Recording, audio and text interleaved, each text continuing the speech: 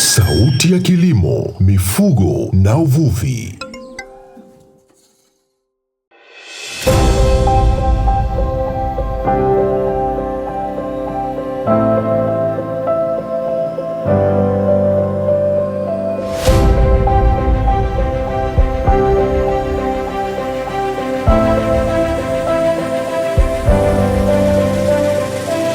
Wakulima na wafugaji hoye!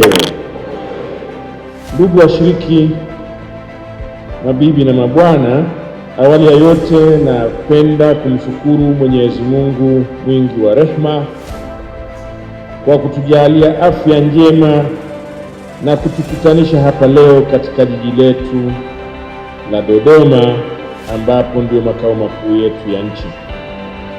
Nawashukuru mashirika ya AKM Glitters Company Limited kwa kushirikiana na Ripoto. Mmefanya kazi nzuri, hongereni sana. Hili ni jukwaa muhimu sana kwa maoni yangu mimi, kwa sababu linatukutanisha sisi serikali, na mimi hapa nawakilisha serikali, wadau wakuu katika mnyororo wa thamani kwenye sekta za mifugo na kilimo, taasisi za fedha, viongozi wa wakulima, lakini pia na wazalishaji, na hasa wazalishaji wadogo. Nafahamu nchi yetu sifa yake ya kiuchumi ni sifa ambayo inajulikana kama nchi ya wakulima na wafanyakazi. Uchumi wetu msingi wake ni kilimo na mifugo,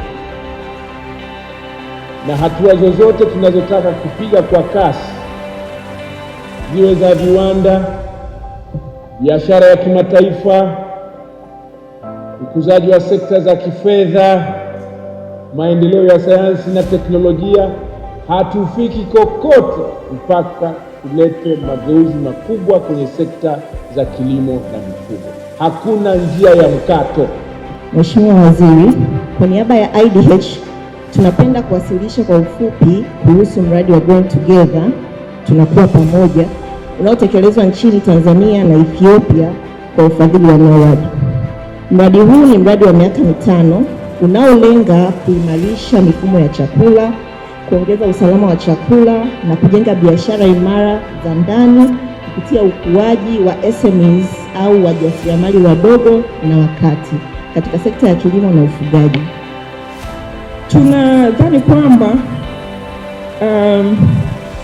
ni muhimu financial capital, technical expertise, policy advocacy, lakini pia kujitathmini sisi wenyewe wafugaji na wakulima tunataka nini. Masoko yako wazi. Ni mradi huu tuna support ya EAGC ambao ni partners wa IDH na partners wa AKM kwa ajili ya kutusaidia kufacilitate masoko ya ndani na masoko ya nje.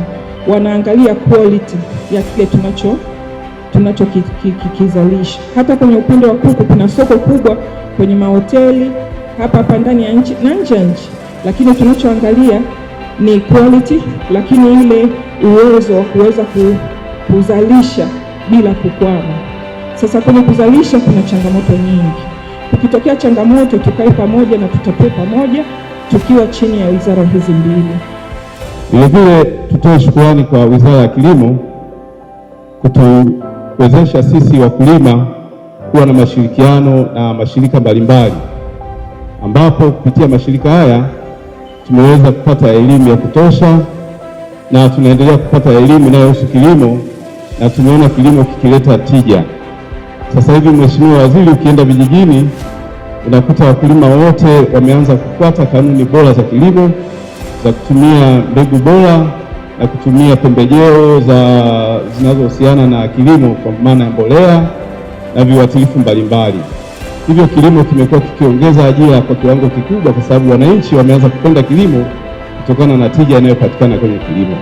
Kwa hiyo tunaishukuru sana serikali kupitia Wizara ya Kilimo kwa kazi kubwa inayofanya. Mashirika haya yametusaidia kwa kiwango kikubwa sana kuhakikisha tunapata uelewa sahihi wa masuala ya kilimo, na hivi sasa maisha ya wakulima yameanza kubadilika na tunaona kwamba maendeleo yanaendelea kuongezeka, kwa maana ya wakulima wanapata makazi bora, wanaweza kusomesha watoto na mambo mengine yanayohusu jamii. Kwa hiyo tunashukuru sana Wizara ya Kilimo.